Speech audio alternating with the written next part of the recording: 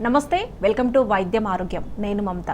PCOD అంటే ఏమిటి, పీసీఓడికి పిఎస్ఓఎస్కి గల డిఫరెన్సెస్ ఏంటి, లక్షణాలు ఎలా ఉంటాయి, లేటెస్ట్ ట్రీట్మెంట్స్ ఏమి అందుబాటులో ఉన్నాయి, ఇలాంటి విషయాలు తెలియజేయడానికి 49 హాస్పిటల్స్ డాక్టర్ విజయ్ మాధురి గారు మన స్టూడియోలో ఉన్నారు. వారిని అడిగి మరిన్ని వివరాలు తెలుసుకుందాం. నమస్తే డాక్టర్. హాయ్ డాక్టర్ గారు, ఈ మధ్య కాలంలో చిన్నపిల్లల నుంచి మనం పీసీఓడి అని చూస్తూ ఉన్నాము. సో పీసీఓడికి ఏజ్ ఉంటుందా, సర్టన్ ఏజ్లో రావచ్చు అని ఏం చెప్తారు? పీసీఓడి పీసీఓఎస్ అని 2 టర్మినాలజీస్ ఉన్నాయి.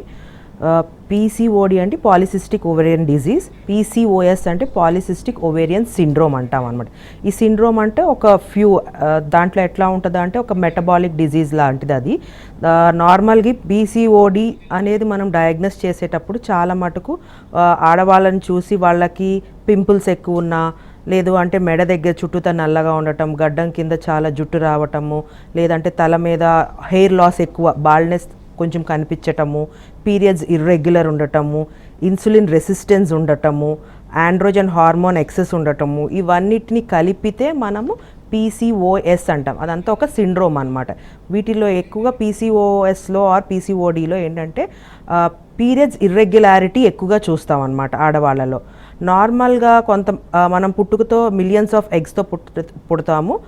మెచ్యూర్ అయ్యే టయానికి మెనార్కి అటైన్ అయ్యే టయానికి అవి ఒక ఫ్యూ హండ్రెడ్స్లోకి వస్తాయి అన్నమాట. ఆ తర్వాత ఎవ్రీ మంత్ ఆడవాళ్ళకి ఒక ఎగ్ రిలీజ్ అవుతుంది. అట్లా స్లోగా 45 to 50 వచ్చేసరికి మన ఎగ్స్ అన్ని అయిపోయి మెనోపాజ్ స్టేజ్కి రీచ్ అవుతాం అనమాట. కానీ స్టార్టింగ్ మనకి ఎక్కువ ఉంటాయి, కొంతమందికి ఇంకా ఎక్కువ ఉంటాయి అన్నమాట. ఎగ్స్ ఎక్కువ ఉండి వాటిని పీసీఓడి అంటాం అన్నమాట. ఈ పేషెంట్స్కి ఎక్కువగా ఇర్రెగ్యులర్ సైకిల్స్, ఇది కొంచెం ఏజ్ పెరిగే కొద్దీ ఆ ఎగ్స్ అన్ని తక్కువ అవుతాయి, రెగ్యులర్ సైకిల్స్ కూడా వచ్చే ఛాన్సెస్ ఉంటాయి అన్నమాట చాలా మటుకు. కాకపోతే చిన్న వయసులో ఉన్న వాళ్ళకి లెస్ దాన్ 25 ఆర్ 28 కన్నా తక్కువ ఉన్న వాళ్ళకి ఎక్కువ ఛాన్సెస్ మనం పీసీఓడి అనేది చూస్తాము. దాంతోపాటు పీరియడ్ ఇర్రెగ్యులారిటీ చూస్తాం. కానీ కొంతమంది ఉంటారు లైక్ 35 years దాకా కూడా ఈ పీసీఓడి సిమ్టమ్స్ చూసేవాళ్ళు. ఆ ప్రకారంగా వాళ్ళకి ట్రీట్మెంట్ ఇస్తామన్నమాట. ఇది ఎందుకు చిన్న వయసు వాళ్ళల్లో పీసీఓడి ఉండటం వల్ల పీరియడ్స్ ఇర్రెగ్యులర్ అంటే ఈ హెచ్పిఓ యాక్సిస్ అని ఉంటుంది అన్నమాట. మనకి హైపోథలామో పిట్యూటరీ ఓవేరియన్ యాక్సిస్, ఇది మనకి పీరియడ్స్ వచ్చటం స్టార్ట్ అయిన తర్వాత నుంచి ఇది యాక్టివ్ అవుతుంది. కానీ కొంతమందిలో ఆ యాక్టివ్నెస్ కొంచెం స్లోగా రావచ్చు. దానివల్ల ఎగ్ గ్రోత్ అనేది అవ్వకపోవటం వల్ల అది కూడా ఒక రీజన్ అనమాట, ఇర్రెగ్యులారిటీకి కారణం అనమాట పీసీఓడిలో. ఈ ఎగ్ అనేది ఎవ్రీ మంత్ మనకి రిలీజ్ అయితేనే పీరియడ్ అనేది వస్తుంది. కానీ ఈ పీసీఓడి వాళ్ళకి ఎక్సెస్ హార్మోన్స్ ఉండటం, హార్మోన్ ఇర్రెగ్యులారిటీ వల్ల పీరియడ్ టయానికి రాదు. ఎందువల్ల అంటే ఎగ్ రిలీజ్ అవ్వదు. సో మనం ఎగ్ రిలీజ్ అయ్యేటట్టు చేస్తే వాళ్ళకి ఆ మంత్లో పీరియడ్స్ రెగ్యులర్గా వస్తాయి అన్నమాట. కానీ మన ఇప్పుడు సెడెంటరీ లైఫ్ స్టైల్, వాళ్ళ హార్మోనల్ ఇంబ్యాలెన్స్ వల్ల కూడా పీసీఓఎస్ ఎక్కువగా ఉంటుంది. చాలా మటుకు ఇంతకుముందు బాగా బయట తిరిగి ఆడుకునే వాళ్ళు చిన్నపిల్లలు అట్లా ఉండేది. ఇప్పుడు అందరూ మొబైల్స్ ముందు కూర్చోవటం, ల్యాప్టాప్స్ ముందు కూర్చోవటం, దానివల్ల కూడా మనకి ఈ ఫ్యాట్ డిపాజిషన్ అనేది ఎక్కువ అయిపోతుంది. నార్మల్గా మన హిప్ చుట్టూతా ఫ్యాట్ డిపాజిషన్ ఇస్ ఫైన్, కానీ పొట్ట చుట్టూతా ఫ్యాట్ డిపాజిషన్ వల్ల ఈస్ట్రోజన్ అనే హార్మోన్ ఇంక్రీజ్ అవటం వల్ల కూడా మనకి పీరియడ్స్ ఇర్రెగ్యులారిటీ అనేది చూస్తామన్నమాట. అండ్ ఈ పీరియడ్స్ ఇర్రెగ్యులర్గా ఉన్న వాళ్ళకి నార్మల్గా చిన్న ఏజ్ అంటే అన్మ్యారీడ్ వాళ్ళని మనము ఓకే పీరియడ్స్ ఇర్రెగ్యులర్గా ఉన్నప్పుడు చూసి నార్మల్గా ఒక స్కాన్ చేస్తాం అబ్డామినల్గా. ఆ స్కాన్ని బట్టి మనం ఏదన్నా ప్రాబ్లం ఉంటే ట్రీట్ చేస్తాం అన్నమాట. అదే ప్రెగ్నెన్సీ కోసం ట్రై చేసే వాళ్ళకి ఈ పీరియడ్స్ ఇర్రెగ్యులారిటీకి కూడా ఫ్యూ ట్యాబ్లెట్స్ ఇస్తాము and few life style modifications. Basic thing ఏంటంటే ఫస్ట్ వాళ్ళ ఉన్న వెయిట్కి ఒక 10% వెయిట్ తగ్గమని చెప్తాం అనమాట. ఫర్ ఎగ్జాంపుల్ ఒక 70 or 70 kgs ఉంటే వాళ్ళకి 7 kgs, దాంట్లో 10% అట్లా weight reduction. And junk foods ఆపేయమంటాము, అలాగే oily foods, outside foods తగ్గించమంటాం. అండ్ ఎక్కువగా ప్రోటీన్ ఇంటేక్ అనమాట, కార్బోహైడ్రేట్స్ చాలా తగ్గించి ప్రోటీన్ ఇంటేక్ ఎక్కువ తీసుకోవడం, eggs or chicken and leafy vegetables, fruits ఎక్కువ తీసుకోవటము. ఇవన్నీ చేస్తే మన హెల్తీ అండ్ మన లైఫ్ స్టైల్ కొంచెం మోడిఫికేషన్ చేయటం వల్ల వెయిట్ రిడక్షన్ ఉంటుంది అండ్ ద హార్మోనల్ ఇంబ్యాలెన్స్ కూడా తగ్గిద్ది. దాని ప్రకారంగా ఎగ్ రిలీజ్ అయ్యి పీరియడ్స్ రెగ్యులర్ అయిన వాళ్ళు కూడా ఉంటారనమాట. కానీ డిఫరెన్స్ ఏంటి అంటే లైక్ అన్మ్యారీడ్ మ్యారీడ్కి చాలా డిఫరెన్స్ ఉంటుంది. మ్యారేజ్ అయిన తర్వాత వాళ్ళు ఆబ్వియస్లీ వాళ్ళ ఫోకస్ అంతా కిడ్స్ కోసమే ఉంటుంది అనమాట. అలాంటి పేషెంట్స్కి మనం ఒకసారి వస్తే ఇంకా క్లియర్గా ఫాలో అప్ చేసి క్లియర్గా స్టడీ చేసి వాళ్ళ కేసుని ఆ బేసిస్ మీద మనం ట్రీట్మెంట్ ఇవ్వడం అనేది జరుగుతుంది. డాక్టర్ జనరల్గా అంటే పీరియడ్ రాకపోతే పీసీఓడి అని అనుకోవచ్చా? అంటే ఎప్పుడు మనకు పీసీఓడి ఉంది అని అనుకోవాలి, డాక్టర్ని ఎప్పుడు కన్సల్ట్ అవ్వాలి? చాలామంది ఏంటంటే ఇర్రెగ్యులర్ పీరియడ్స్ అంటే అందరికీ ఫస్ట్ నుంచి ఒక మైండ్లో ఫిక్స్ అయిపోయారు పీసీఓడియే అని. కాదు, అట్లా ఏం లేదనమాట. ఇప్పుడు ఇర్రెగ్యులర్ పీరియడ్స్ ఉన్న వాళ్ళల్లో పీసీఓడి అవ్వచ్చు, లేదు అంటే మోస్ట్లీ ఒక్కొక్కసారి ప్రీమెచ్యూర్ ఓవేరియన్ ఇన్సఫిషియన్సీ అవ్వచ్చు, లేదంటే ఎగ్ రిజర్వ్ తగ్గిపోయి ఉండొచ్చు కూడా. ఈ ఎగ్ రిజర్వ్ తగ్గిపోయినా కూడా మనకి పీరియడ్స్ అనేది రాకపోవచ్చు. ఇంతకు ముందు ఏంటంటే ఎక్కువగా పీసీఓడి కేసెసే చూసేవాళ్ళు ఇర్రెగ్యులర్ సైకిల్స్. ఇప్పుడు మన లైఫ్ స్టైల్ వల్ల చాలామందికి ఎగ్ రిజర్వ్ అనేది 24-25 ఇయర్స్కి కూడా తగ్గిపోతుంది అనమాట. అలాంటి వాళ్ళకు కూడా ఇర్రెగ్యులర్గానే ఉంటాయి సైకిల్స్. వాళ్ళు పీసీఓఎస్ అనుకుని సర్లే కొంచెం వెయిట్ చేద్దాంలే అనుకునే వాళ్ళు ఉంటారు. అట్లా కాదు, పీసీఓఎస్ ఉన్న వాళ్ళకి మనం ట్రీట్మెంట్ ఇవ్వటం కొంచెం బెటర్. అదే ఎగ్స్ తగ్గిపోయిన వాళ్ళకి ప్రెగ్నెన్సీ రావడం ఇంకా కష్టం అవుతుంది అనమాట. సో ఆ డిఫరెన్స్ ఏంటనేది మీకు పేషెంట్స్ వాళ్ళే ఆలోచించుకోకుండా ఒకసారి డాక్టర్ దగ్గరికి వస్తే మనం క్లియర్గా వాళ్ళని ఇన్వెస్టిగేట్ చేసి వాళ్ళు ఏ కేటగిరీలో ఉన్నారు, ఏ డ్రగ్ అయితే వాళ్ళకి బెటరు, ఒకవేళ నిజంగా పీసీఓడి అయితే వాళ్ళకి పీరియడ్ రావడానికి మనం ఏం చేయగలము, ప్రెగ్నెన్సీ రావడానికి ఎలా హెల్ప్ చేయగలము అనేది వాళ్ళకి క్లియర్గా ఎక్స్ప్లెయిన్ చేస్తాం అనమాట. డాక్టర్ జనరల్గా ఇర్రెగ్యులర్ పీరియడ్స్తో మీ దగ్గరికి వచ్చినట్లయితే వాళ్ళకి పీసీఓడి ఉంది అనడానికి ఎలాంటి టెస్ట్లు చేస్తారు? ఫస్ట్ పేషెంట్ మా దగ్గరికి వచ్చిన తర్వాత వాళ్ళకి ఫస్ట్ ఒక నార్మల్ బేస్లైన్ స్కాన్ ఉంటుంది అనమాట. ఒక స్కాన్ చేసి వాళ్ళ గర్భసంచి ఎలా ఉంది, గర్భసంచిలో ఉన్న పొర ఎలాగుంది, అండ్ ఓవరీస్ అండాశయాలు అంటాం, దాంట్లో ఎన్ని ఎగ్స్ మోర్ దాన్ 20 ఉంటే ఒక్కొక్క ఓవరీలో వాళ్ళని పీసీఓ కింద కేటగిరైజ్ చేస్తాము. దాంతోపాటు ఒక ఫ్యూ బ్లడ్ టెస్ట్ చేస్తాం అన్నమాట. వాళ్ళ హార్మోన్స్ ఎలాగున్నాయి, FSH, LH, oestrogen test, progesterone test, and AMH అని చాలా ఇంపార్టెంట్ అనమాట, యాంటీ ములేరియన్ హార్మోన్ టెస్ట్ అనమాట. ఈ టెస్ట్ అన్ని చేసి సో వాళ్ళని ఒక కేటగిరీలోకి ఒక పీసీఓడి అనే కేటగిరీలోకి వాళ్ళని సపరేట్ చేస్తాము. ఆ బేసిస్ మీద మనము ట్రీట్మెంట్ అనే ఉంటుంది అనమాట. ఆ పేషెంట్ పీసీఓడి కింద కన్ఫామ్గా అదే కాజు అని అనుకుంటే మటుకు పేషెంట్కి వాళ్ళకి క్లియర్గా ఎక్స్ప్లెయిన్ చేస్తాం. అండ్ ఫస్ట్ వాళ్ళ హిస్టరీ క్లియర్గా తీసుకుంటాం. వాళ్ళకి ఎప్పటి నుంచి ఇట్లా ఇర్రెగ్యులర్ సైకిల్స్, పీరియడ్స్ స్టార్టింగ్ నుంచే ఇర్రెగ్యులర్ సైకిల్స్ ఉన్నాయా, మధ్యలో ఏమన్నా ఇర్రెగ్యులర్ సైకిల్స్ స్టార్ట్ అయినాయా, అండ్ వాళ్ళకి పీరియడ్స్ ఎన్ని డేస్ గ్యాప్తో వస్తుంది. ఇర్రెగ్యులర్ సైకిల్స్ అంటే కొంతమందికి 32 డేస్ 35 డేస్కి వచ్చి, ఒక సైకిల్లో 30 డేస్కి వచ్చి అట్లా వస్తేనే ఇర్రెగ్యులర్ అనుకునే వాళ్ళు ఉంటారు. సో వాళ్ళ ఇర్రెగ్యులారిటీ ఎట్లా ఉంది, 2 మంత్స్కి ఒకసారా, 3 మంత్స్కి ఒకసారా, లేదు అంటే ట్యాబ్లెట్స్ ఇస్తేనే వాళ్ళకి పీరియడ్స్ వస్తున్నాయా అనేది క్లియర్ హిస్టరీ తీసుకొని ఫస్ట్ ఒక ఫ్యూ అంటే రీసెంట్ మ్యారేజ్ అయింది, రీసెంట్గానే ఇట్లాంటి ప్రాబ్లమ్స్ ఉంది అంటే మటుకు కంపల్సరీ వాళ్ళకి లైఫ్ స్టైల్ మోడిఫికేషన్స్ అనేది ఎక్స్ప్లెయిన్ చేస్తాం అనమాట. అప్పుడు ఒక 3 మంత్స్ టైం ఇస్తాం. అప్పటికి వాళ్ళకి అది క్యూర్ అవ్వకపోతే, if they are very much keen pregnancy తొందరగా కావాలి అంటే ఒక ఫ్యూ మెడికేషన్స్ ఇస్తామన్నమాట. ఆ మెడికేషన్స్ ఇవ్వటం వల్ల వాళ్ళకి ఎగ్ గ్రోత్, ఫాలికల్ అనేది గ్రో అయ్యి అండ్ ఎగ్ రిలీజ్ అవ్వటానికి కూడా ఒక ఇంజెక్షన్ ఇచ్చి, ఎగ్ రిలీజ్ అయిన తర్వాత ఏ టైంలో హస్బెండ్ అండ్ వైఫ్ కలవాలో, ప్రెగ్నెన్సీ ఛాన్సెస్ ఎలా ఉంటాయో అనేది వాళ్ళకి క్లియర్గా ఎక్స్ప్లెయిన్ చేసి పంపిస్తాం. డాక్టర్ గారు, కొంతమందికి అంటే 22 డేస్లోనే పీరియడ్ వచ్చేస్తూ ఉంటుంది. సో వాళ్ళకు కూడా పీసీఓడి ఉండే అవకాశాలు ఉన్నాయా? ఈ పీసీఓడిలో ఇర్రెగ్యులర్ సైకిల్స్ అంటే తొందరగా రావటము, లేట్గా రావటం 2 కాజెస్ కూడా ఉండొచ్చు అనమాట. వాళ్ళకి ఏంటంటే కొంతమందికి ఈ పీసీఓడిలో గర్భసంచిలో పొర చాలా ఫాస్ట్గా పెరిగిపోతూ ఉంటుంది అనమాట, చాలా థిక్గా ఉంటుంది. అలాంటప్పుడు వాళ్ళకి తొందరగా సైకిల్ వచ్చే ఛాన్సెస్ కూడా ఉంటాయి అన్నమాట. సో వీళ్ళ ఎక్కువగా ఇట్లాగా తొందరగా ఛాన్సెస్ వచ్చే వాళ్ళకి PCOS అది సిండ్రోమ్ లాగా అనమాట. ఇన్సులిన్ రెసిస్టెన్స్ ఉంటుంది వాళ్ళకి, చాలా ఆండ్రోజన్ అనే హార్మోన్ ఎక్కువ ఉండటం వల్ల వాళ్ళకి తొందరగా గర్భసంచిలో ఉన్న పొర ఎక్కువగా పెరిగిపోవటము ఇది అట్లా జరుగుతుంది అనమాట. సో అది వాళ్ళు వస్తే మన దగ్గరికి మనం క్లియర్గా వాళ్ళని డయాగ్నోస్ చేసి ఆ ప్రకారంగా ట్రీట్మెంట్ ఇస్తాం అనమాట. డాక్టర్, పీసీఓడి అంటే ఇనిషియల్గానే రాకుండా ఉండడానికి ఎలాంటి ఫుడ్ తీసుకోవాలంటారు? ఇనీషియల్గానే రాకుండా ఉండటం అట్లా ఏం ఉండదు, కానీ బై బర్తే కొంతమందికి అట్లా ఉంటుంది. వాళ్ళ ఫ్యామిలీ జెనెటిక్ వల్ల కూడా కొంతమందికి ఎక్కువ ఎగ్స్ ఉండటము ఇట్లా ఉంటుంది అనమాట. రాకుండా అంటే మనము పిల్లలకి ఇప్పుడు అది లైఫ్ స్టైల్ మోడిఫికేషన్స్, చిన్న పిల్లలకి మనం యాక్టివిటీస్ ఎక్కువ స్పోర్ట్స్లో ఎక్కువగా తీసుకెళ్ళటము, బాగా ఒకే చోట కూర్చొని ల్యాప్టాప్స్ వాటిని చూడకుండా పిల్లలు కొంచెం ఫుడ్లో కూడా జంక్ ఫుడ్స్ అన్ని స్టాప్ చేసి మిల్క్లో కూడా అన్ని మిల్క్ నార్మల్గా ఉన్నాయని చెప్పాలి. బఫెలో మిల్క్స్ అందరూ హార్మోన్ ఇంజెక్షన్స్ బఫెలోస్కి కూడా ఇచ్చి ఆ మిల్క్ పిల్లలు తాగటం ఇట్లా కూడా జరుగుతుంది. దానివల్ల కూడా మన హార్మోన్స్ అనేవి డిస్టర్బ్ అవుతాయి. సో మనము అన్నిటినీ మనం స్క్రూటినీ చేసి పిల్లలకి ఇది ఇవ్వద్దు అని చాలా కష్టం అవుతుంది. కాకపోతే మన దగ్గర ఉన్నది ఏంటంటే పిల్లలు మంచిగా ఆడుకుంటున్నారా లేదా, టైంకి ఫిజికల్ ఎక్సర్సైజ్ చూసుకోవటం ఒకటి, అండ్ హెల్దీ ఫుడ్ ఇవ్వటం, ఈ రెండే మనం చేయగలం. దాని బేసిస్ మీద ఫర్దర్గా ఎట్లా ఉంటుంది అనేది మనం చెక్ చేసుకోవాలి అంతే. డాక్టర్, జనరల్గా పీసీఓడి ఉంది అంటే ఇంకా పిల్లలు పుట్టరు అని కొంతమంది మెంటల్గా ఫిక్స్ అయిపోతూ ఉంటారు. సో పిల్లలు పుట్టే అవకాశాలు ఎంతవరకు ఉన్నాయంటారు? పీసీఓడి ఉన్న వాళ్ళకి పిల్లలు పుట్టకపోవటం అనేది ఉండదు. వాళ్ళకి గ్యారంటీ పిల్లలు పుడతారు. కానీ అదే ప్రాపర్ గైడెన్స్, ప్రాపర్ ట్రీట్మెంట్ ఉంటే కన్ఫామ్గా పిల్లలు పుడతారు అనమాట. చాలా పీరియడ్స్ మనకి రావట్లేదంటే ఇందాక చెప్పినట్టు ఎగ్గే మెయిన్ రీజన్ ఉంటుంది. ఎగ్ రిలీజ్ అయ్యేటట్టు మనం ట్యాబ్లెట్స్ ఆబ్వియస్గా ఇస్తాము.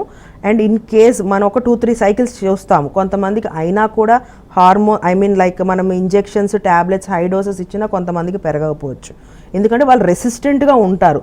అలాంటి వాళ్ళకి మనం ఒక చిన్న సర్జరీ అనేది ఉంటుంది. ఏం లేదు, ఓవరీస్ మీద లైట్గా ఒక 4-5 చోట్ల కాలుస్తాం అనమాట. దానివల్ల ఎక్సెస్ ఉండే హార్మోన్స్ రిలీజ్ అయిపోయి వాళ్ళకి మళ్ళీ పీరియడ్స్ వచ్చే ఛాన్సెస్ ఉంటాయి అనమాట. అది ఆ సర్జరీ మోస్ట్లీ అందరికీ రికమెండ్ చేయము. ఫస్ట్ అయితే ట్యాబ్లెట్స్లో ఒక 3 to 4 months మనము గమనిస్తాము ఇంజెక్షన్స్తో కూడా. అప్పటికి కూడా వాళ్ళకి ప్రాబ్లం ఉంటేనే లాస్ట్ అండ్ ఫైనల్ స్టేజ్ మనం ఆ సర్జరీకి తీసుకెళ్తాం అనమాట. డాక్టర్, జనరల్గా ఈ మధ్య కాలంలో థైరాయిడ్ కూడా ఒక సమస్య అని చెప్పుకోవచ్చు. చాలామందికి థైరాయిడ్ వస్తుంది. సో థైరాయిడ్ ఉన్న వాళ్ళకి కంపల్సరీ పీసీఓడి వస్తుంది అని చెప్పేసి అంటూ ఉంటారు. అది నిజమంటారా? అంటే హార్మోన్స్ అనేవి ఇంబ్యాలెన్స్ ఉండటం వల్ల ఈ థైరాయిడ్ అనే హార్మోన్ కొంతమందిలో ఎలివేట్ అయ్యి ఉంటుంది, ఈ పీసీఓడి ఉన్న వాళ్ళకి కూడా. సో ఆ థైరాయిడ్ టెస్ట్ చెక్ చేసుకొని మనము దాని ప్రకారంగా ట్యాబ్లెట్స్ ఇస్తే తగ్గింది. యాక్చువల్లీ థైరాయిడ్ ఆర్ పీసీఓడి వల్ల చాలా కాంప్లికేషన్స్ ఉంటాయని మనం ఏం చెప్పాలి. ఇప్పుడు రెగ్యులర్గా ఈ పీసీఓఎస్ అండ్ థైరాయిడ్ అందరిలో చూస్తున్నాము. కాకపోతే కరెక్ట్ టైంలో మనం తెలుసుకొని ఫర్దర్గా మూవ్ అయితే తొందరగా క్యూర్ అవుతుంది అండ్ తొందరగా పిల్లలు పుట్టే ఛాన్సెస్ ఉంటాయి అన్నమాట. డాక్టర్, జనరల్గా పీసీఓడికి ఎలాంటి ట్రీట్మెంట్స్ అందుబాటులో ఉన్నాయి? పీసీఓడికి ఫస్ట్ థింగ్ పీరియడ్స్ రెగ్యులరైజ్ చేయటం. దానికోసం ఒక ఫ్యూ ట్యాబ్లెట్స్ ఇస్తాము అండ్ లైఫ్ స్టైల్ మోడిఫికేషన్స్ చెప్పిన తర్వాత అప్పటికి కూడా లేదు, వాళ్ళకి అర్థం కావట్లేదు, అట్లా ఏదన్నా ఉన్న పేషెంట్స్కి మనము ట్యాబ్లెట్స్ ఇస్తాం. ఫస్ట్ పీరియడ్ వచ్చేటట్టు చేసి ట్యాబ్లెట్స్తో, దాని తర్వాత పీరియడ్ వచ్చిన తర్వాత 2nd day or 3rd day నుంచి ఫస్ట్ ఇది ఒట్టి లేడీస్నే మనము టార్గెట్ చేయకుండా చూస్తాం ఒకటే కాకుండా జెంట్స్ వైపు కూడా ఒకసారి సీమెన్ అనాలిసిస్ అనేది ఒకసారి చెక్ చేసుకుంటాము. అది కూడా నార్మల్గా ఉంది అంటే ఇప్పుడు ఆడవాళ్ళకి ఫస్ట్ ఫ్యూ డేస్ ఒక ఫస్ట్ 5 days ట్యాబ్లెట్స్ ఇస్తాము. 5 days తర్వాత మళ్ళీ మనము స్కాన్ ఒకటి చేస్తాం అనమాట. ఎగ్ ఎలా పెరుగుతుంది, గ్రోత్ బాగుందా లేదా అని. ఇన్ కేస్ స్లోగా ఉంటే ఎక్స్ట్రా ఇంజెక్షన్స్ యాడ్ చేస్తాము. ఇంజెక్షన్స్ యాడ్ చేసిన తర్వాత అప్రాక్సిమేట్ ఒక 17 to 18 mm సైజులో ఆ ఫాలికల్ అనేది వచ్చిన తర్వాత ట్రిగర్ ఇంజెక్షన్ అనేది ఒకటి ఇస్తాం. అది ఇచ్చిన తర్వాత ఏ టైంలో హస్బెండ్ అండ్ వైఫ్ కలవాలి అనేది ఎక్స్ప్లెయిన్ చేస్తాం. ఇట్లాగా నార్మల్గా ఒక 6 cycles వరకు హెల్ప్ చేయగలుగుతాము. అప్పటికి వాళ్ళకి ప్రెగ్నెన్సీ రాకపోతే ఫర్దర్గా నెక్స్ట్ ప్రొసీజర్ IUI అని ఒకటి ఉంటుంది అనమాట, ఇంట్రాయూట్రైన్ ఇన్సెమినేషన్. దీంట్లో కూడా సేమ్ న్యాచురల్గా ట్రై చేయడానికి మనం ఎలా అయితే ట్యాబ్లెట్స్ అండ్ ఇంజెక్షన్స్ ఇస్తామో అట్లాగే ఇచ్చి ఇట్లా కూడా ఒక IUI ఒక 3 to 4 cycles ట్రై చేస్తామన్నమాట. అప్పటికి రాకపోతే అప్పుడు ఫర్దర్గా IVFకి వెళ్తాం. ఎందుకు అంటే రాకపోవడానికి కారణం ఎందుకు అయి ఉండొచ్చు అంటే ఈ పీసీఓడి పేషెంట్స్లో ఒక్కొక్కసారి quality of the egg drop అవుద్ది అనమాట. అలాంటప్పుడు ప్రెగ్నెన్సీ లీడ్ చేయటం కొంచెం కష్టం అనమాట. ఇంకొకటి ఈ ఎగ్ అనేది ఎవ్రీ టైం ట్యూబ్లోకి వెళ్ళాలి. ఈ ట్యూబ్లోకి వెళ్ళేటప్పుడు ఒక్కొక్కసారి వెళ్ళకపోవచ్చు కూడా. అది ఏంటి, ట్యూబ్స్ బాగుందా లేదా అనేది కూడా చెక్ చేసుకోవాలి IUI అనే ప్రొసీజర్కి వెళ్ళే ముందు అనమాట. అప్పుడు అది చెక్ చేసుకున్న తర్వాత అప్పటికి ప్రెగ్నెన్సీ రాకపోతే last and final chance IVF. And ఈ IUI కోసం కూడా ట్రై చేసేటప్పుడు కొంతమందికి మనం ఎట్లా ఇస్తామంటే IUIలో ఫస్ట్ ట్యాబ్లెట్స్ ఇంజెక్షన్స్ ఒకేసారి హై డోసెస్ ఎవరికి ఇవ్వమన్నమాట. ఈ పీసీఓడి ఉన్న వాళ్ళకి స్లోగా కొంచెం చిన్న డోసెస్ ఇస్తే సో దట్ ఒక ఫాలికల్ మనకి పెరిగేటట్టు చూసుకుంటాం అనమాట. కొంతమందికి అట్లా రెసిస్టెంట్గా ఉన్న వాళ్ళకి ఒకేసారి హై డోస్ ఇవ్వటం జరిగిద్ది అనమాట. ఆ హై డోస్ ఇచ్చినప్పుడు వాళ్ళకి సడన్గా ఎక్కువ ఎగ్స్ కూడా పెరిగిపోతాయి. అట్లా ఎక్కువ ఎగ్స్ పెరగకూడదు, 1 or 2 పెరిగితే చాలన్నమాట. ఎందుకు అంటే ఇట్లా ఎక్కువ ఎగ్స్ పెరగటం వల్ల వాళ్ళకి ఇంకో కొంచెం కాంప్లికేషన్స్ ఉంటాయి అన్నమాట. ఈ రప్చర్ అయిన ఫ్లూయిడ్ వల్ల వాళ్ళకి పొట్టలో పడిపోవటం వల్ల వాళ్ళకి పెయిన్ అదంతా రావటం చాలా ఎక్కువ ఉంటుంది అనమాట. So we will be targeting for 1-2 follicles. కొంతమంది కొన్నిసార్లు ఏంటంటే మనం ఐయుఐ కోసమే ట్రై చేసినా ఐవీఎఫ్కి వెళ్ళే ఛాన్సెస్ ఉంటుంది. ఈ ఐయుఐలో నేను చెప్పినట్టు ఎక్కువ డ్రగ్స్ ఎక్కువ ఫాలికల్స్ వచ్చేస్తే వాళ్ళని సడన్గా ఎమ్మటే వాళ్ళకి ఎక్స్ప్లెయిన్ చేసి కన్వర్ట్ చేస్తాం ఐవీఎఫ్కి. ఏంటి తక్కువ ట్యాబ్లెట్స్ ఆర్ తక్కువ ఇంజెక్షన్స్ ఇచ్చేసి మనం ఐవీఎఫ్లో కన్వర్ట్ చేసి మళ్ళీ సేమ్ ఐవీఎఫ్ ప్రొసీజర్ ఎలా ఉంటుందంటే egg retrieval, egg and sperm mix చేసి అదంతా ఫర్టిలైజేషన్ ల్యాబ్లో జరగటం, ఈ ప్రొసీజర్ అంతా కంటిన్యూ అవుతూ ఉంటుంది అనమాట. సో మా ఎగ్ రిలీజ్ అవ్వట్లేదు అంటే ఒక స్టెప్ వైజ్గా వెళ్తాం. అన్లెస్ హస్బెండ్లో ప్రాబ్లం ఉండటం, వైఫ్లో ఇంకేదన్నా ప్రాబ్లం ఉండటం ఇట్లా జరిగితేనే మనం డైరెక్ట్గా ఐవీఎఫ్కి వెళ్తాం. అండ్ వాళ్ళ మెరిటల్ లైఫ్ అంటే మ్యారేజ్ అయ్యి ఎన్ని ఇయర్స్ అవుతుంది, వాళ్ళ ఏజ్, ఎవ్రీథింగ్ మనము పరిగణంలోకి తీసుకొని ట్రీట్మెంట్ అనేది జరుగుతుంది అనమాట. డాక్టర్, జనరల్గా ఒకసారి పీసీఓడి ట్రీట్మెంట్ తీసుకొని పీసీఓడి క్యూర్ అయిపోయిన తర్వాత మళ్ళీ పీసీఓడి వచ్చే ఛాన్సెస్ ఉన్నాయా? అంటే పర్మనెంట్ సొల్యూషన్ అంటూ ఉంటుందా? పర్మనెంట్ సొల్యూషన్ అంటే అదే మన లైఫ్ స్టైల్ మాడిఫికేషన్స్ చేసుకుంటా మంచి డైట్ తీసుకుంటే అది మెయింటైన్ అవుతుంది అనమాట. పేషెంట్స్ ఉన్నారు కంటిన్యూస్గా మెయింటైన్ చేసేస్తే వాళ్ళకి ప్రెగ్నెన్సీ న్యాచురల్గా వచ్చిన వాళ్ళు కూడా మంచిగా ఫస్ట్ ప్రెగ్నెన్సీ న్యాచురల్ వచ్చి సెకండ్ ప్రెగ్నెన్సీ కూడా న్యాచురల్గా వచ్చిన పేషెంట్స్ చాలామంది ఉంటారనమాట. డాక్టర్, పీసీఓడి ట్రీట్మెంట్లో సైడ్ ఎఫెక్ట్స్ ఏమైనా ఉంటాయా? సైడ్ ఎఫెక్ట్స్ ఏం లేదు. బేసికలీ పీసీఓడిలో మనం చెప్పే ట్రీట్మెంటే హెల్దీ లైఫ్ స్టైల్ మాడిఫికేషన్ చెప్తున్నాం కాబట్టి ఏం సైడ్ ఎఫెక్ట్స్ ఉంటాయి. సైడ్ ఎఫెక్ట్ అంటే మెయిన్ థింగ్ అదే చెప్పినప్పుడు ఐవీఎఫ్ చేస్తే పేషెంట్స్కి పీసీఓడిలో చాలా ఎగ్స్ గ్రో అవుతాయి. అన్ని ఎగ్స్ గ్రో అయినప్పుడు ఈస్ట్రోజన్ అనే హార్మోన్ ఎలివేట్ అయిపోతుంది బాగా అనమాట. ఆ హార్మోన్ ఎలివేషన్ వల్ల మనము ఒక ట్రిగర్ ఇంజెక్షన్ ఇందాక చెప్పాను, ఆ ట్రిగర్ ఇంజెక్షన్ ఇచ్చేటప్పుడు ఆ హార్మోన్స్కి మనం జాగ్రత్తగా ఇంజెక్షన్ ఇవ్వాలన్నమాట. ఎందుకంటే ట్రిగర్ ఇంజెక్షన్స్లో 2 టైప్స్ ఆఫ్ ఇంజెక్షన్స్ ఉంటాయి మనకు. ఒకటి హెచ్సిజీ ఇంజెక్షన్ అని ఒకటి ఉంటుంది, ఒకటేమో డెకాపెప్టిల్ అంటే అగోనిస్ట్ ట్రిగర్ అంటాం అనమాట దాన్ని. ఆ ట్రిగర్ ఇంజెక్షన్స్లో మనం హెచ్సిజీ ట్రిగర్ అనేది అవాయిడ్ చేస్తే పేషెంట్కి, ఈ పీసీఓడి పేషెంట్స్కి వాళ్ళకి ఓహెచ్ఎస్ఎస్ అని ఒక సిండ్రోమ్ ఉంటుంది, ఓవేరియన్ హైపర్ స్టిమ్యులేషన్ సిండ్రోమ్. ఈ సిండ్రోమ్ అనేది వచ్చే ఛాన్సెస్ చాలా తక్కువ ఉంటాయి. హెచ్సిజీ ఇవ్వకపోతేనే బెటర్ అనమాట. ఈ అగోనిస్ట్ ట్రిగర్ అని ఒకటి ఉంది. రీసెంట్గా అంతకుముందు పీసీఓడి వల్ల ఈ ఐవీఎఫ్ చేస్తే వాళ్ళలో చాలామందికి ఈ ఓహెచ్ఎస్ఎస్ అనే సిండ్రోమ్ వచ్చేదన్నమాట ఆఫ్టర్ ఎగ్ పికప్. కానీ ఈ 10 years నుంచి మనకు కొత్త ప్రోటోకాల్స్ వచ్చినాయి. సో దట్ వాళ్ళకి ఆ కాంప్లికేషన్స్ వచ్చేదాన్ని మనం ఆల్మోస్ట్ 0.1%కి తగ్గించేసాం. చాలా తక్కువ పేషెంట్స్ ఉంటారు కాంప్లికేషన్స్ ఆఫ్టర్ పికప్. ఎక్కువ వీళ్ళకి పికప్ అయిన తర్వాతే కాంప్లికేషన్స్ వస్తాయి అనమాట. అదే చెప్పినట్టు ఎక్కువ హార్మోన్ పెరగటము, ఈ ఫ్లూయిడ్ అంతా పొట్టలో పడిపోవటము, దానివల్ల వాళ్ళకి పెయిన్ రావటం. అండ్ ఇంకొకటి ఎక్కువ ఎగ్స్ ఉన్న వాళ్ళకి ఐవీఎఫ్ చేసిన తర్వాత కొంతమందికి, అందరికీ సేమ్ ఉండాలని లేదు, నార్మల్గా మన ఓవరీ సైజ్ చాలా చిన్నగా ఉంటుంది. అదే మనము అలా ఆ పీసీఓడి పేషెంట్స్కి ఇంజెక్షన్స్ ఇవ్వటం వల్ల ఎక్కువగా పెద్ద సైజ్ అయిపోద్ది అనమాట ఆ ఓవరీ. ఆ పెద్ద సైజ్ అయినప్పుడు ఒక్కొక్కసారి మన పొట్టలో అది తిరిగే ఛాన్సెస్ ఉంటాయి అన్నమాట. అందుకని ఐవీఎఫ్ అయిన తర్వాత ఈ పేషెంట్స్కి మనం క్లియర్గా చెప్తాం, సాధ్యమైనంత వరకు ఎక్కువ ఎక్సర్సైజెస్ చేయొద్దు, ఫాస్ట్గా నడవద్దు, ఒకే ప్లేస్లో కూర్చోండి. అంటే చిన్న మూమెంట్స్ కావాలి. మరి కంప్లీట్ బెడ్ రెస్ట్ ఉంటే వాళ్ళకి ఏంటంటే బ్లడ్ సప్లై సరిగ్గా ఉండదు, దానివల్ల మళ్ళీ థ్రాంబోసిస్ అవన్నీ వచ్చే ఛాన్సెస్ ఉంటాయి అన్నమాట. సో మినిమల్గా వాక్ చేయటం, హెవీ ఎక్సర్సైజెస్ చేయకుండా మళ్ళీ వాళ్ళకి పీరియడ్ వచ్చేదాకా కొంచెం జాగ్రత్తగా ప్రోటీన్ రిచ్ ఫుడ్ తీసుకుంటుంటే ఈ కాంప్లికేషన్స్ అనేవి పీసీఓడిలో after egg pickup or after treatment ఏమీ ఉండకపోవచ్చు.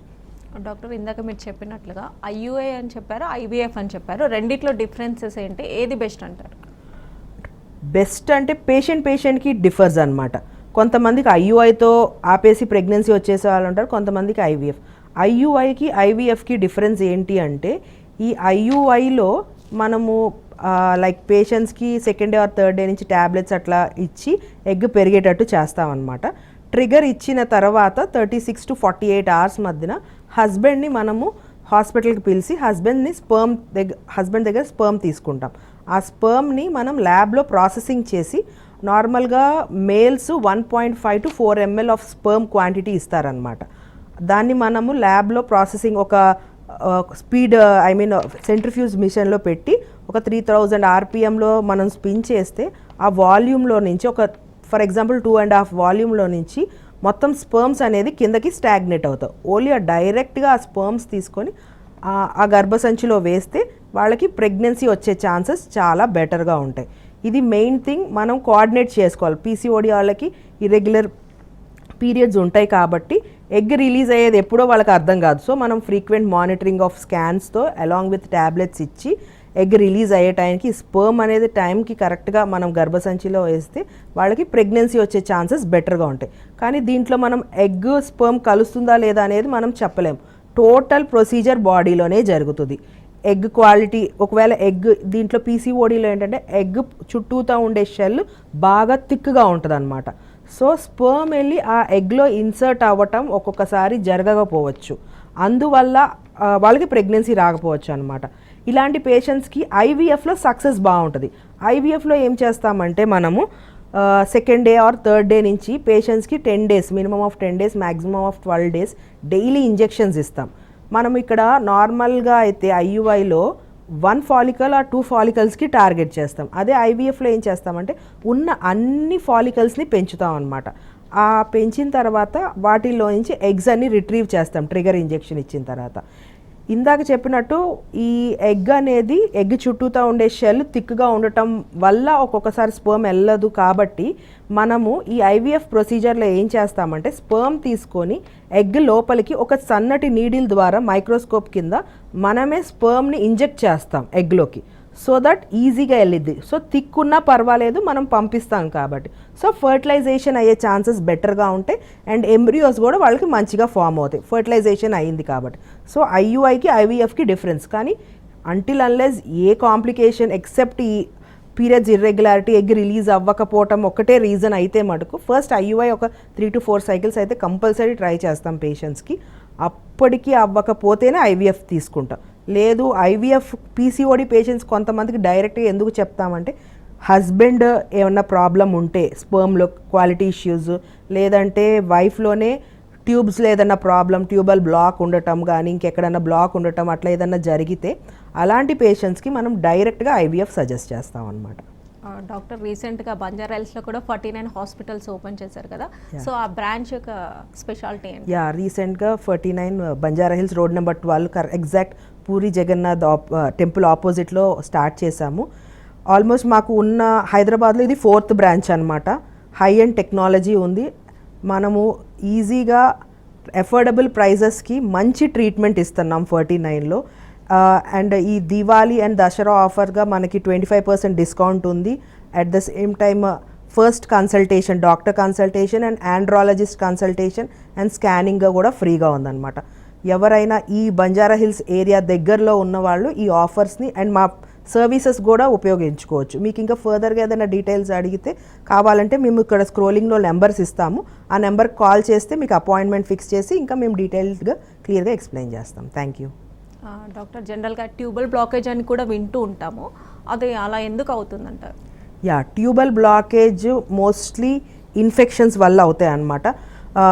హస్బెండ్ అండ్ వైఫ్ కలిసేటప్పుడు ఏదైనా ఇన్ఫెక్షన్స్ ఉండటం వల్ల ఏంటంటే ఈ ఇన్ఫెక్షన్స్ అన్నీ త్రూ సర్విక్స్, త్రూ యూట్రస్ ట్యూబ్స్లోకి వెళ్ళే ఛాన్సెస్ ఉంటాయి అన్నమాట. దానివల్ల ఒకటి కొంతమందికి పొట్టలో ఏదైనా ఇన్ఫెక్షన్ ఉండటం వల్ల అందువల్ల రావచ్చు. అండ్ ఎండోమెట్రియోసిస్ అని ఉంటుంది. ఈ ఎండోమెట్రియోసిస్లో ఏంటంటే నార్మల్గా మనకి ఆడవాళ్ళకి పీరియడ్స్ వచ్చినప్పుడు ఎవ్రీ మంత్ బ్లీడింగ్ అవుతుంది. ఆ బ్లీడింగ్ కిందకి బయటకు వస్తుంది.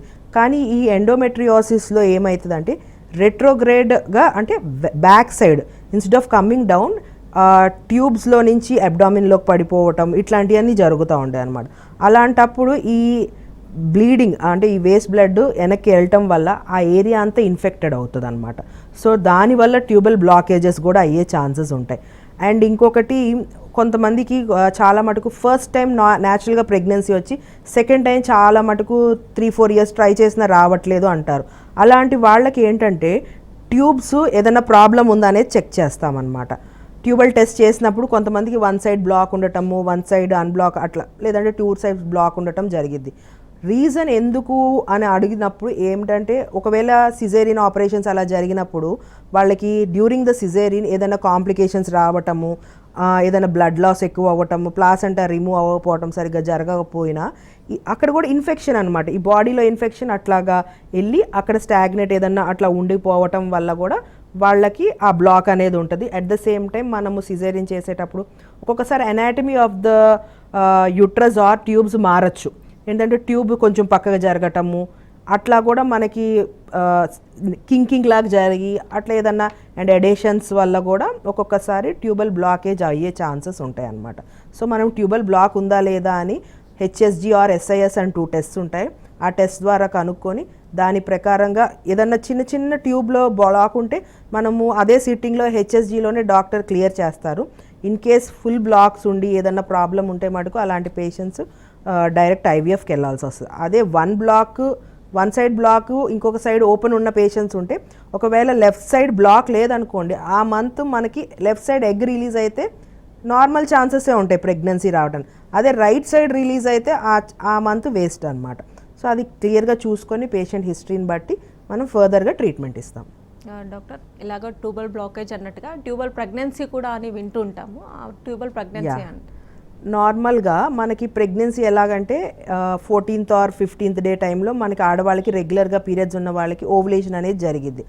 ఆ ఓవులేషన్ అయిన తర్వాత ఎగ్ అనేది ట్యూబ్లోకి వస్తుంది అనమాట. అదే టైంలో హస్బెండ్ అండ్ వైఫ్ కలిస్తే స్పర్మ్ అనేది సర్విక్స్ ద్వారా గర్భసంచి ముఖద్వారం ద్వారా గర్భసంచిలోకి వెళ్ళి తర్వాత ట్యూబ్లోకి వెళ్ళిద్ది అనమాట. అక్కడ నార్మలీ ఫర్టిలైజేషన్ అనేది జరిగేది ట్యూబ్లో. సో ఎగ్ స్పర్మ్ అక్కడ కలుస్తాయి అనమాట. అక్కడ కలిసి ఒక ఎంబ్రియో లాగా ఫామ్ అయ్యి తర్వాత డే 5కి వచ్చి గర్భసంచిలో అతుక్కొని ప్రెగ్నెన్సీ వస్తుంది. కొన్నిసార్లు కొంతమందికి ఆ ట్యూబల్ ఎన్విరాన్మెంట్ ఏదన్నా డిఫరెంట్గా ఉండటం వల్ల లేదంటే అక్కడ ఏదైనా ప్రాబ్లం వల్ల ఆ ప్రెగ్నెన్సీ అనేది ట్యూబ్లోనే గ్రో అవుతుంది అనమాట. అలాంటప్పుడు ఎందుకంటే మామూలుగా బేబీ గ్రో అవ్వాలి అంటే యుట్రస్ ఉన్న స్ట్రక్చరు ఆ మస్కులర్ స్ట్రక్చర్ వల్ల అది గ్రో అయ్యి ఒక బేబీని 9th మంత్ దాకా ఉంచుకునే కెపాసిటీ ఉంటుంది. అదే ట్యూబ్ స్ట్రక్చర్ ఆ కెపాసిటీ ఉండదు. సో అరౌండ్ 6 to 7 ఎర్లీగా డిటెక్ట్ చేస్తే మనం జస్ట్ మెడికేషన్స్తో ఆ ట్యూబల్ ప్రెగ్నెన్సీని తీసేయచ్చు. లేట్గా డిటెక్ట్ చేయటం వల్ల ఒక్కొక్కసారి ఆ ట్యూబ్ బేబీ గ్రో అవటం వల్ల అయ్యేటప్పుడు ఆ ట్యూబ్కి ఆ కెపాసిటీ లేదు కాబట్టి అది రప్చర్ అవుతుంది అనమాట. అది ఒక్కొక్కసారి లైఫ్ రిస్క్ కూడా అవుతుంది. అలా ఉన్నప్పుడు ఏదన్నా మనం ఆ ట్యూబ్ని తీసేయటము అట్లా జరిగిద్ది అనమాట. సో ఆ ట్యూబ్ని తీసేసి దాని ప్రకారంగా మనము ట్రీట్మెంట్ ఇస్తాం అన్నమాట.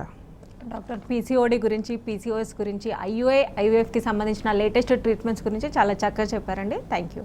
Thank you. ఇది వాళ్ళ వైద్యం ఆరోగ్యం. నమస్తే.